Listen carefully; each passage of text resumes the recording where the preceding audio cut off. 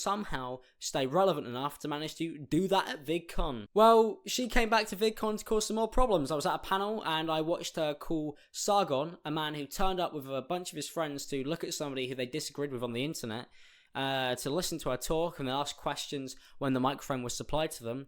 He was not allowed to, because she called him a garbage human being. And then when Joey Salads, who was also there with us, decided to go ask a question, he got about halfway through his sentence and she told him to go on a jog. Next question.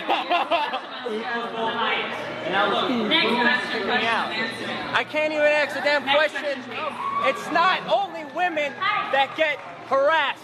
And then she's doing a panel with Boogie. Boogie, I think we all know, is one of the nicest guys who there is on the entire of the website. There's not really a guy nicer than him. And there's not really a guy who's more willing to listen than him. So when I see a video from Boogie 298 where he seems to be shaking and he's scared of Anita Sarkeesian, because that's the nicest way I could put it, I'm starting to think, do you know what, maybe she's not the one being harassed. Maybe she's making other people feel uncomfortable. You know, calling somebody a garbage human being, verbally insulting somebody when they got off their own panel that they were sharing with and was equally invited to, and kicking people off or asking questions. Maybe Hank and John, maybe she is the issue here. But that's just a guess. I definitely haven't been watching her talk and treat people like garbage human beings for the last few days. Now, there's a few things that annoyed me in the Boogie 298 video, not because it's Boogie, but because of the way he's been forced to feel. This is like bullying.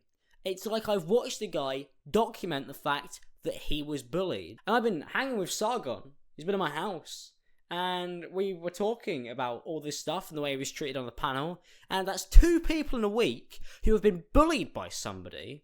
And the person has managed to get away with their bullying because of the power play they have and the fact that they're constantly playing victim themselves. It's like a Class A bullying case. I'm back at high school. I've flown to LA and I'm back at school. This is not how professional YouTubing was meant to go. So I'm not too happy with this one. And here's a clip that really made me realise that Boogie was being so careful with his words that it was worrying. I think the only thing that could closely represent an attack on Anita is when she said that she hoped that everybody left the panel angry and bitter and ready to fight.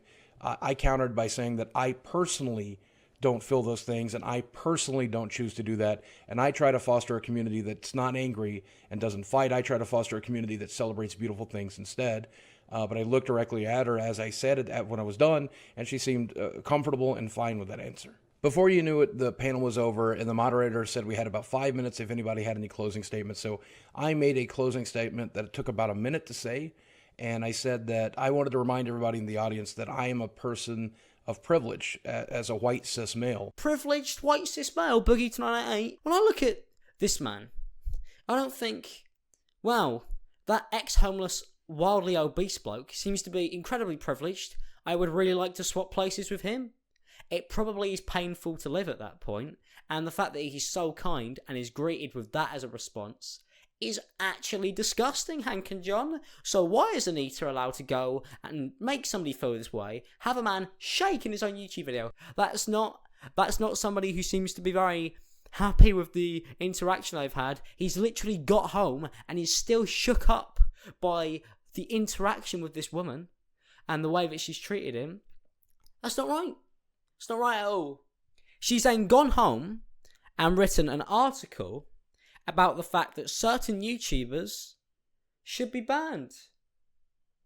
The audacity of somebody who has managed to make 2 people feel awful in the last week to then say that they should be banned after Sargon paid for his industry pass and Boogie was invited to speak on a panel with her and share a space with her that she then made him feel guilty for, is unbelievable.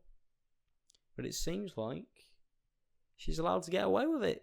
That's the overwhelming thing I got from the Boogie video. That's the overwhelming thing I got from the audience.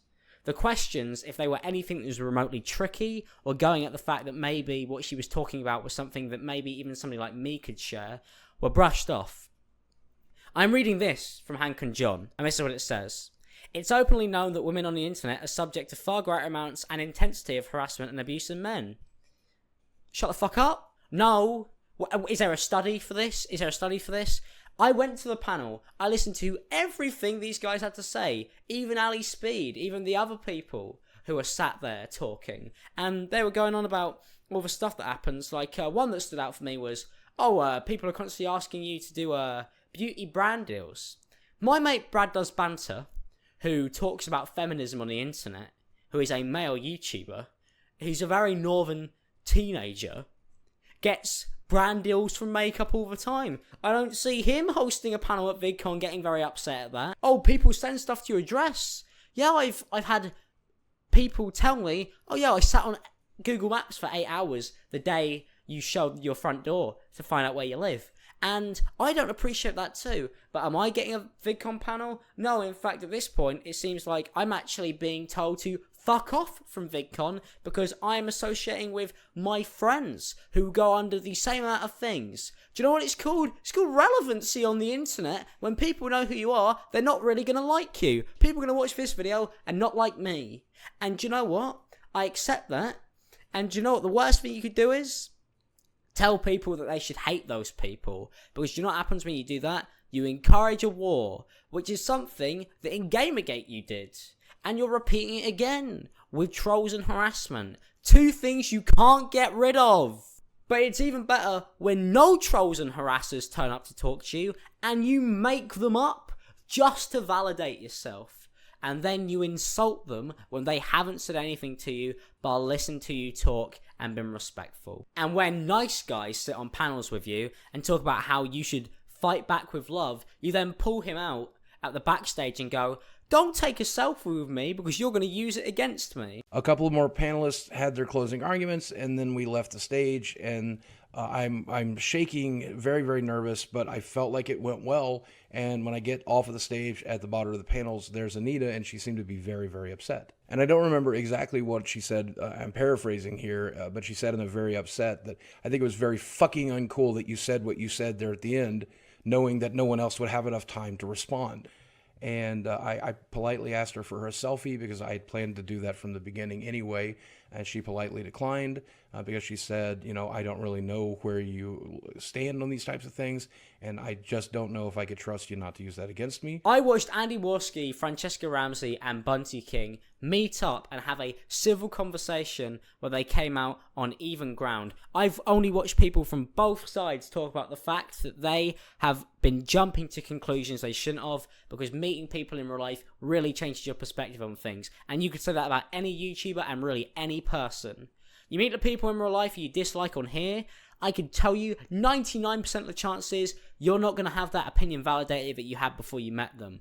But Anita Sarkeesian doesn't give 2 fucks. She's here with the opinion that she has, and she's going to stick with the fucker to the end. And that's what she's done, and the consequences are nothing. No. And she doesn't even have to pay to be there. Sargon flies in from England to hang out with his friends and pay for an industry pass, and it looks like he might even get banned at this point. We haven't gone home and written articles saying that YouTubers should be banned. I haven't even asked for Anita to be banned, but you said that she gets a second chance. Boogie 298 was the second chance, and that's Boogie. For God's sake, it's Boogie. This isn't Sargon of a Card now. This isn't Chris Reagan. This isn't Edgy I'm Alex. This is Boogie 298, the nicest gaming YouTuber there is on the platform. Man doesn't even make feminist wrecked compilations, But no, that's opportunity 2, and she's still managing to come back next year. Can't wait for that panel. What's she going to talk about?